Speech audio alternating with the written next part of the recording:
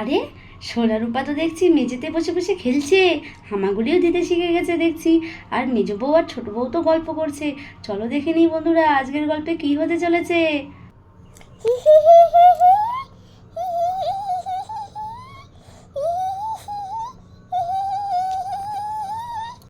দেখেছো মিসদি ভাই, দেখেছো সোনা রূপা কি সুন্দর করে হামাগুড়ি দিয়ে ভিডিও গেমটা খেলছে, হাতে তুলে নিচ্ছে। দেখেছো মিসদি ভাই? আরে হ্যাঁ, দেখেছি দেখেছি।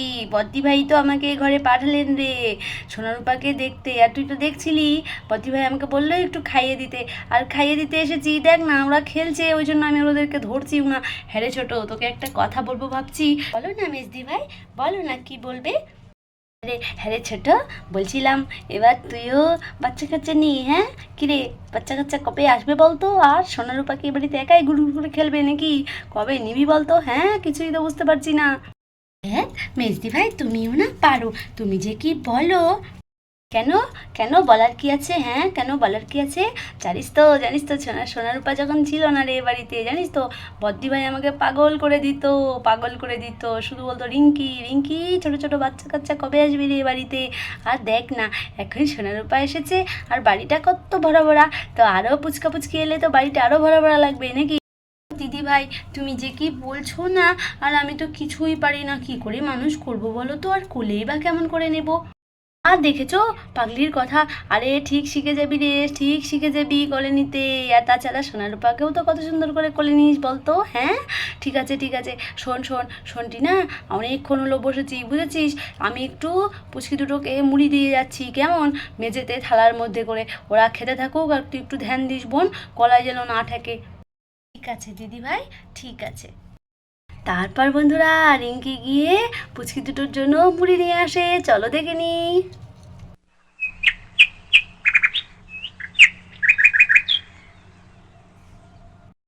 ও বদ্দি ভাই, ও বদ্দি ভাই শুনছো? ও বদ্দি ভাই, কি হয়েছে মেজো? কি হয়েছে বল বল, আমার একটু তাড়া আছে বোন, তাড়াতাড়ি বলে ফেল। কি হয়েছে বল বল, কি বলবি, কি রে বল। বদ্দি ভাই জানো, জানো তো সোনার রূপা মেঝেতে গুড় করে কি সুন্দর করে খেলছে, আর এটা মুখে দিচ্ছে, জানো তো ভিডিও গেম মুখে দিচ্ছে। তাই ভাবছি একটু মুড়ি দেবো গিয়ে। তো কি বলছো বদ্দি ভাই, দেবো? গলায় ঠেকবে না তো? না রে না, গলায় ঠেকবে না।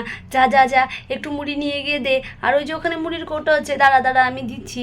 আর শোন, একটু দেওয়ার আগে মাকে জিজ্ঞেস করে নিস, আবার ওনাদের নাতিপুতিদের কিছু হলে তো বৌমাদের পুরো ধুয়ে দেয়। আর কি বলবো, শোন না বোন, ঘাড়ের উপর থেকে সর, প্রচুর গরম পড়েছে, রান্নাটা করতে দে মন দিয়ে। আর এই নে মুড়ির কৌটো নিয়ে যা। এই নে, এই নে মেজো, এই নে মুড়ির জার নিয়ে এসেছি, নে এর মধ্যে মুড়ি আছে, নে। তারপর মেজো বউ মুড়ির কৌটো তার হাতে নিয়ে নেয়, আর সে ঘরের দিকে যেতে থাকে।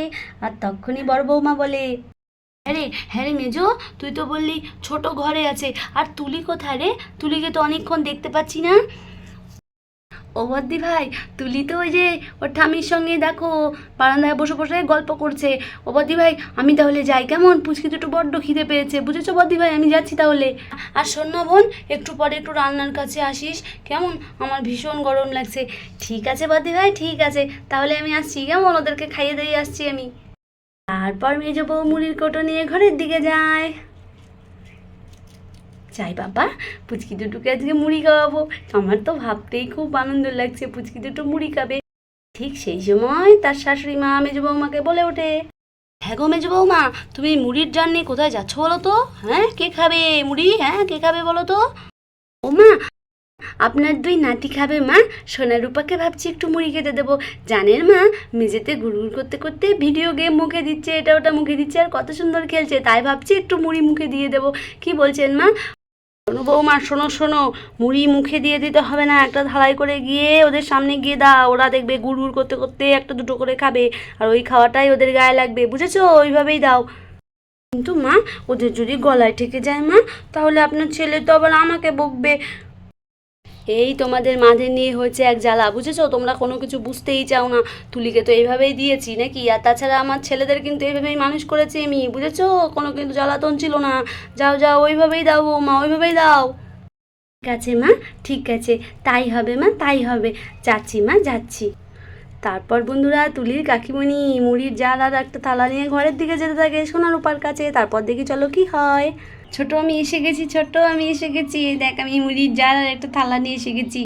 আরে মা বলেছে খাইয়ে দিতে না, থালার মধ্যে নিচে দিয়ে দিতে, ওরাই একটা দুটো করে যা খাবে সেটাই বলে ভালো, বুঝেছিস? তাই আমি মুড়ির জারটা ধরেই নিয়ে এসেছি। দাঁড়া দাঁড়া, পুচকি দুটোকে ঢেলে দিচ্ছি, দাঁড়া দাঁড়া। ওই যে মুড়ির জারটা নিয়ে এসে থালায় করে ঢেলে দিচ্ছি, দাঁড়া বোন দাঁড়া। না তোমরা মুড়ি খেয়ে নাও, মুড়ি খেয়ে নাও। যেই না রিঙ্কি সোনারূপাদেরকে মুড়ি দিতে গেছে বন্ধুরা, এই দেখো সোনারূপার কীর্তি, সোনারূপা কি করছে, কি করছে, মুড়ি নিয়ে দুজনে মিলে কি করছে। দিদিভাই দেখেছো দুষ্টু দুটো কি করছে, দেখেছো দিদিভাই দেখেছো? দাঁড়াও দাঁড়াও, জানালাটা একটু খুলে দিই, তাহলে আরো আলো আসবে। দাঁড়াও দিদিভাই আমি খুলে দিচ্ছি। তারপর টিনা গিয়ে জানালা খুলে দিয়ে আসে, আরো বেশি আলো এসছে দিদিভাই, দেখেছো? হ্যাঁ রে ছোট, হ্যাঁ হ্যাঁ ঠিকই বলেছিস। হ্যাঁ রে ছোট, শোন না, দিদিভাই আগুনের পাড়ে অনেকক্ষণ ধরে রান্না করছে, আমি একটু দিদিভাইয়ের কাছে যাই কেমন? তুই তাহলে পুচকি দুটোকে দেখ। না না দিদিভাই তুমি থাকো, আমি গিয়ে দেখছি কেমন। ঠিক আছে ছোট, ঠিক আছে যা, আমি একটু পুচকি দুটোকে খাইয়ে আসি। ঠিক আছে দিদিভাই, ঠিক আছে। আর শোন না ছোট, আমি যেগুলো বলেছি মাথায় রাখিস কিন্তু। দেখ দিদিভাই তুমি যে কি বলো না। তারপর টিনা ঘর থেকে বেরিয়ে এসে দেখে তার শাশুড়ি মা তুলিকে গল্প শোনাচ্ছে, আর তখনই টিনা ভুলে যায় টিনা তার বদ্দি ভাইয়ের কাছে রান্না করতে এসেছে, কিন্তু ভুলে গিয়ে টিনা গল্প শুনতে বসে পড়ে। চলো দেখি তারপর কি হয়। মাম্মা কি গল্প করছেন আপনারা? তুলি কি গল্প করছো তুলি?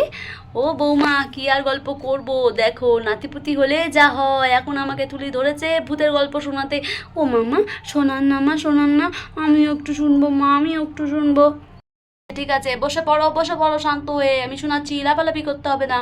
মাম্মা আমি তাহলে এই চেয়ারে বসে পড়ছি, আপনি কিন্তু খুব সুন্দর একটি ভূতের গল্প শোনাবেন কেমন? আমি বসছি মা, বসছি, এই চেয়ারে বসছি। তারপর টিনা কাজের কথা ভুলে গিয়ে তার শাশুড়ির মুখে গল্প শুনতে থাকে। বন্ধুরা দেখো তারপর কি হয়। কাকিমণি কাকিমণি, তুমিও তো দেখছি আমার মতো বেশ গল্প শুনতে ভালোবাসো, তো এতক্ষণ এলে না কেন? আমি তো কত গল্প শুনলাম, বলো ঠাম্মি বলো। হ্যাঁ দিদি ভাই, হ্যাঁ হ্যাঁ আমি কিন্তু আরেকটি গল্প শোনাবো বলে দিলাম, আর কিন্তু আমি শোনাতে পারবো না, এই আমি বলে দিলাম। ঠিক আছে ঠাম্মি ঠিক আছে, নাও নাও শুরু করো শুরু করো, মাথা গরম হলে তুমি তাও শুরু করবে না আমি জানি, নাও নাও ঠাম্মি শুরু করো। হ্যাঁ হ্যাঁ শুরু করুন না, শুরু করুন। চুপটি করে শোনো বৌমা, চুপটি করে শোনো কেমন? জানো তো এক দেশে ছিল এক রোদ রাজা আর এক মেঘ রাজা। জানো তো রোদ রাজা আর মেঘ রাজা ছিল ভীষণ বন্ধু, দুই বন্ধু যাকে বলে গলায় গলায় বন্ধু, বুঝেছো বৌমা? তারপর দুজনের একটা ছেলে একটা মেয়ে হলো, আর দুজন দুজনের সঙ্গে বিয়ে দিল।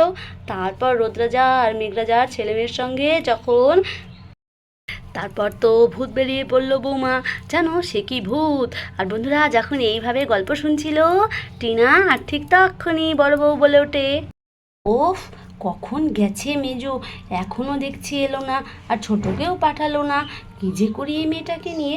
চাই বোধহয় দুজনে মিলে দুজনকে খাওয়াচ্ছে সোনারূপকে। আমি তাহলে কাজগুলো সেরে নিই বাবা, ওদেরকে আর কি দোষ দেব, দুজন যা দুষ্টু হয়েছে সোনারূপা, আমাদের চাঁদ দুটোই আমাদের চাঁদ হয়েছে। না না আমি রান্না বান্না তাড়াতাড়ি করে সেরে ফেলি। নোটে গাছটি মুড়লো, আমার গল্প পুরোলো। তো বৌমা ভূতটা কি দুষ্টু ছিলে? শুনলে তো বৌমা ভূতটা কি দুষ্টু ছিল, দেখেছো বৌমা? মা তার মানে তুলি বুঝি ডেলি ডেলি আপনার কাছে এরকম গল্প শোনে কি তুলি? হ্যাঁ গো ছোটো কাকিমণি, হ্যাঁ এখন শুনেছি।